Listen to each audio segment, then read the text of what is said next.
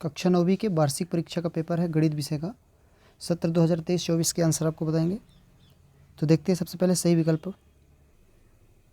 देखिए सही विकल्प चुनकर लिखिएगा। पहला प्रश्न है, दो परिमेय संख्याओं के बीच कितनी परिमेय संख्या हो सकती है। तो कोई भी दो परिमेय संख्याएं होंगी उनके बीच में अनंत परिमेय संख्याएं होती हैं, तो डी नंबर इसका सही आंसर है, तो डी नंबर इसका हो जाएगा। दूसरे में है 10 की घात में देखेंगे कि 1/3 है और इसकी भी घात में 3 है, तो घातों का गुणा हो जाता है। तो देखिए 3 कटेगा तो 10 की घात 1 का मान 10 आएगा। तो 10 किस नंबर पे दिया गया है, देख सकते हैं कि बी नंबर इसका सही है।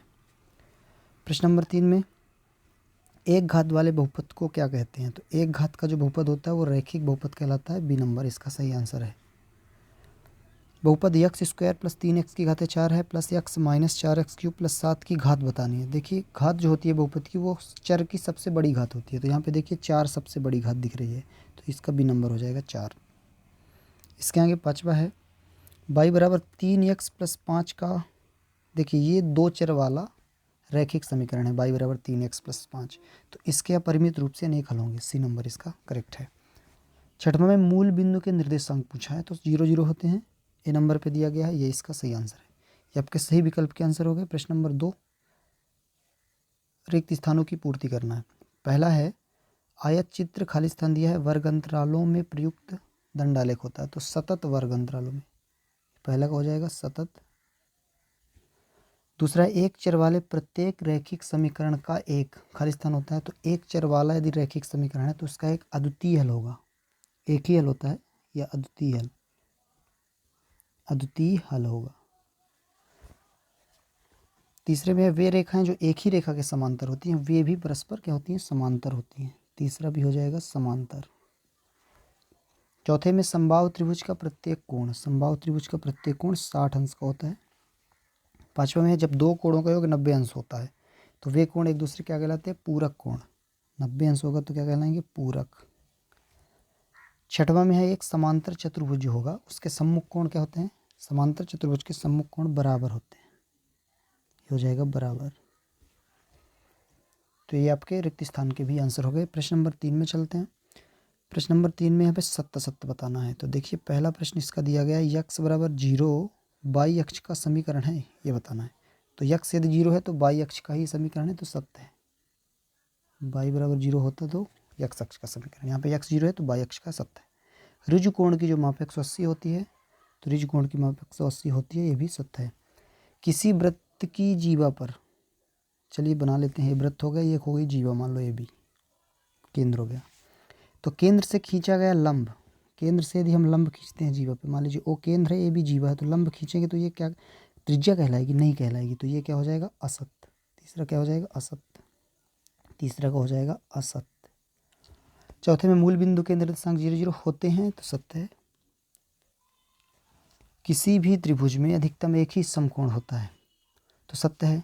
कि दो समकोण हो जाएंगे तो तीसरी भुजा का कोण 0 हो जाएगा, तो त्रिभुज क्यों कहलाएगा, वो एक ही कोण समकोण होता है, तो सत्य है, क्योंकि 180 से अधिक हो ही नहीं सकते त्रिभुज के तीनों कोणों का योग।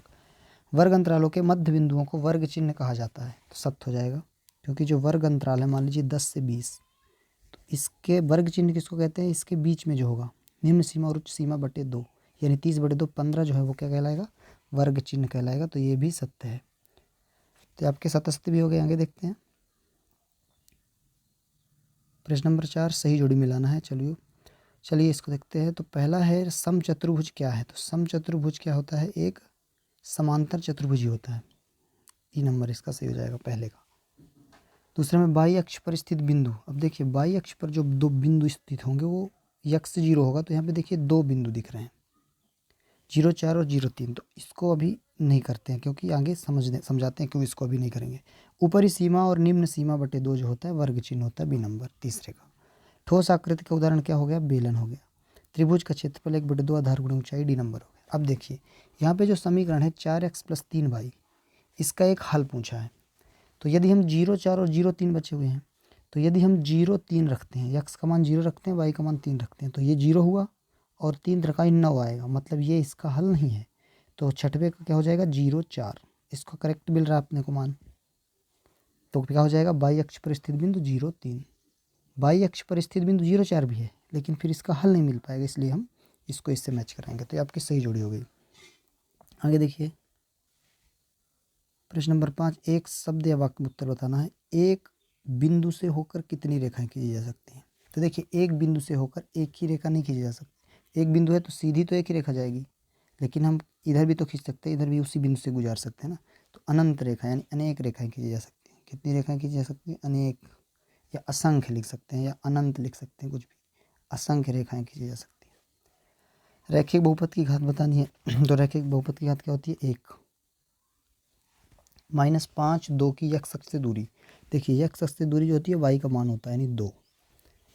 चौथा है 3 असंरेख बिंदुओं से होकर अधिकतम कितने वृत्त खींचे जा सकते हैं? तो 3 असंरेख यानी एक ही रेखा में ना हो तो उससे केवल एक ही वृत्त खींचा जा सकता है। बिंदु -4 3 किस चतुर्थांश में स्थित है? तो देखिए, माइनस और प्लस है तो ये द्वितीय चतुर्थांश में होगा, द्वितीय।